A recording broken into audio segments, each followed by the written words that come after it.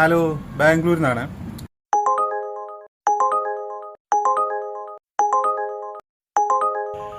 നിങ്ങൾ ഈ സ്ക്രീനിൽ കാണുന്ന പോലെ ആണ് നമുക്ക് ഊബറിൽ ഓർഡർ വന്നുകൊണ്ടേയിരിക്കുക. ഒരു വാഹനം റെന്റിന് എടുക്കുന്നത് രണ്ട് രീതിയിലാണ്. ഒന്ന്, കമ്പനിയിൽ അഡ്വാൻസ് കൊടുത്തിട്ട് നിങ്ങളുടെ ലൈസൻസ് പ്രൂഫും കാര്യങ്ങളൊക്കെ കൊടുത്തിട്ട് കമ്പനിയിൽ നിന്ന് എടുക്കുന്ന രീതി. രണ്ടാമത്തെ ഓപ്ഷൻ എന്ന് പറഞ്ഞു കഴിഞ്ഞാൽ മലയാളീസ് നടത്തുന്ന ഒരു കമ്പനിയുണ്ട്.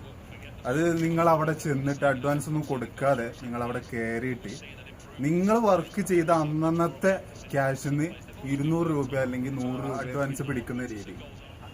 നമ്മൾ കമ്പനിയിൽ പോയി എടുക്കുമ്പോൾ നല്ല വ്യത്യാസമുണ്ട് റെന്റിൽ വരുന്നത്.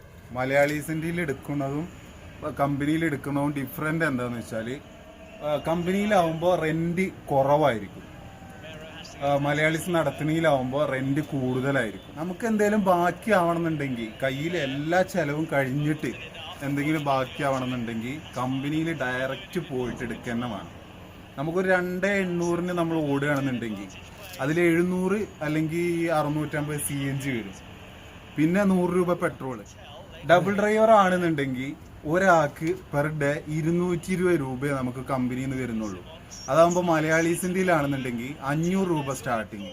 കമ്പനിയിലാവുമ്പോൾ വീക്കിലി 120 ട്രിപ്പ് എടുത്താൽ മതി.